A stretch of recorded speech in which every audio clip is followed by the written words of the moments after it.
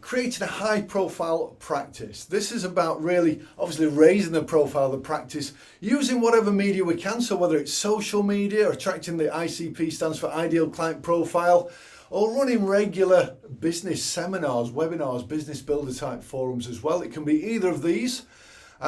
Delivering much more value to prospective clients and clients through presentations, through articles, really getting out there and becoming highly sought after as a consequence of that.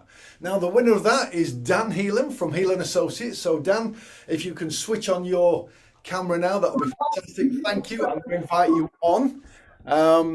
Here we go. At the part, I can see the Heelan team as well. Wonderful stuff. So, please, Dan, just give us a flavour. I think you're just moving out into somewhere quieter. So, as soon as you're ready, Dan, please just introduce yourself and tell us a little bit about your practice. Hi, Shane.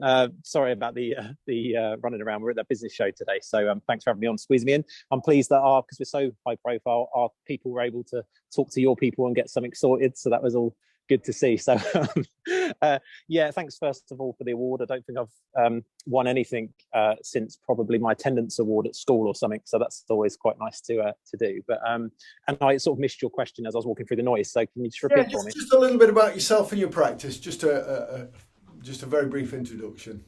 Cool. So yeah, in terms of the practice, we were about 14 years in, 15 years, something like that at the minute. And it was me and my mum about 15 years ago. And we've just hired our 27th employee for January. So that's quite exciting. And there's some of the things we're going to talk about have certainly helped that growth over the last couple of years. So we help generally small businesses to start, survive and grow is the kind of tagline we use. But it's very much, we've got anything between startup and about 10 million quid. We don't do too much the other side of audit. We tend to pass those on. So, and I very much enjoy, instead of the team, helping people just get on that journey and support them through the self-employed life, really.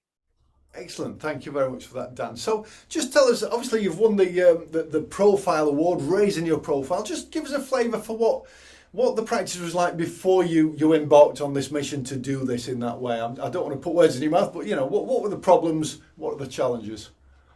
I think mainly it's like a lot of accountancy practices. You take on whatever you can do, particularly with the type of clients you look. We had a mixed portfolio of, the odd older gentleman or lady that needed a personal tax return done, the hairdresser, the taxi driver, and then we had some bigger businesses, and that was all okay. And we sort of started to find our niche, and then referrals obviously come, which is fantastic. And we're able to grow naturally. We did some networking. We held a networking, do our building, and invested in the building for those kind of things, and that all helped grow naturally. But one thing I was always keen to do is continue to attract the kind of people we wanted to do business with.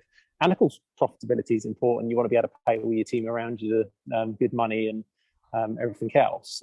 So yeah, it was ticking along nicely. But we were always looking to do something a little bit more exciting to kind of grow it, attract those people really. Because it is, if anyone's tried to do it, it's a hard slog to find new clients outside of a good referral system. Brilliant. So what are the things that you've done then, Dan, in the meantime to really build up your profile? So I think the first thing is, I think you have to overcome this feeling. I think the accountancy profession particularly, there's a lot of snobbery that goes on about what type of professional qualifications you may have either way, which type of body you're there, chartered, not chartered. And I think for a lot of owners, and I've talked to some of the AVM members about this before, I think the first thing is getting over yourself in terms of you are good at your job, you do know a lot of stuff. And putting your head above the parapet can be a really scary thing to do, I think. So the first thing was getting over that. And then we started looking at different ways to do it. So a bit of social media. I don't tend to do too many of these potato head style Instagrams. I feel like an influencer out here in the talking around me, people looking at me. But the YouTube videos was very much the biggest impact we had at the minute. So we did we did YouTube for about 6 months. We'd upload a video, do one a month. It'd get like 23 views. 20 of those, probably 20 of those were my kids having a laugh, trying to prove that I wasn't a Minecraft YouTuber. So that was quite cool. And the other problem started looked like, what was the point? But we kept going.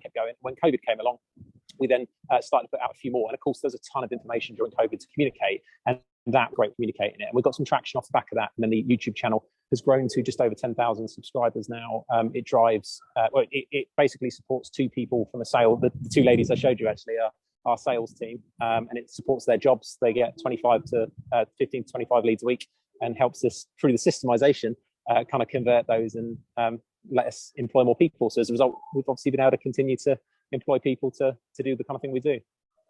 Wow, excellent stuff. So, I mean, you've still got 2.5 minutes. So, there are other things that you've done that you want to talk about in that time. You don't have to, of course, but Yeah. I mean, I suppose the thing I would want to talk about is a lot of people ask about, and I don't profess to be a social media expert at all. So I suppose it's just maybe giving some tips in terms of the things that have worked for us and the team. And I've got to say, it's not just me, so I think it's what Val said, you're surrounded by people that do an amazing job, right? I always think I'm just a bit of a mouthpiece for the business, but they do all the kind of real work. But what we found is keep experimenting and keep talking to that brick wall. Social media, we all see these people have got thousands and millions of followers and think that that's what's needed to be successful. But relatively, some of these videos we do only get 300-400 views, but it's the quantity of videos. And people say they got a laugh in the office the other day because someone phoned up and said, I want to speak to that bald guy I saw on YouTube.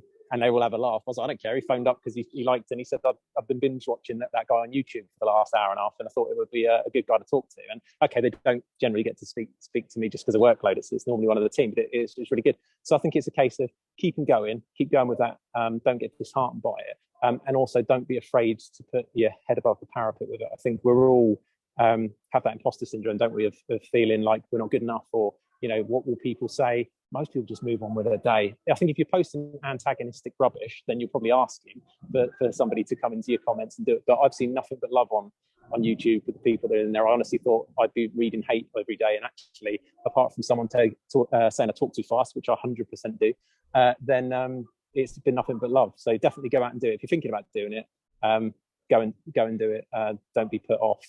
And then you never know where it's going to lead. When I set a 5-year plan a few years ago to the size of business we kind of wanted to be and what could support the numbers we wanted, it looked ridiculous. You're like, you're never going to be able to do that. And I still remember a conversation with you, Shane, actually. And I told you I had ambitions to grow it, and I wasn't sure you were convinced. But we're living it at the moment. And it's doing these kind of things that helps that growth. So, that's it, really. That's all I can do is say, do it. If you're thinking of doing it, put yourself out there and see where it goes.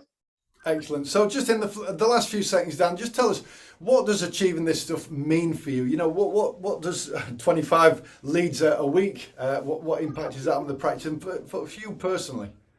Yeah, I mean, for me personally, what it's allowed us to do is become more stable, move into a bigger business, bigger building. So and kind of build that business you want. It's enabled us to pay the team more.